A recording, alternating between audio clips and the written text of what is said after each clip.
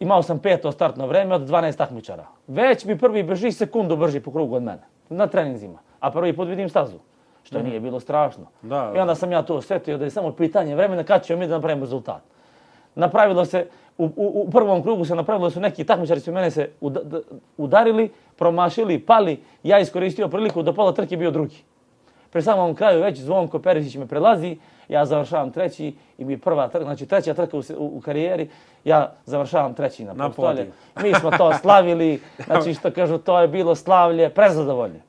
Sad su nama rezultati, mi više nećemo da budemo treći, ćemo da budemo drugi i prvi i onda kreće borba. Sljedeća trka Batajnica, ja drugi. Tad smo se jurio sa Mikom Stanojevićem. Znam sve na pamet, svakog protivnika, svaku trku. Svaka ti čast. Jurio se s Mikom Stanojevićem na Batajnici, on zakači neku gumu sa strane sa fuzastorom, slomi zadnju košnicu, ja ga pređem, završim drugi.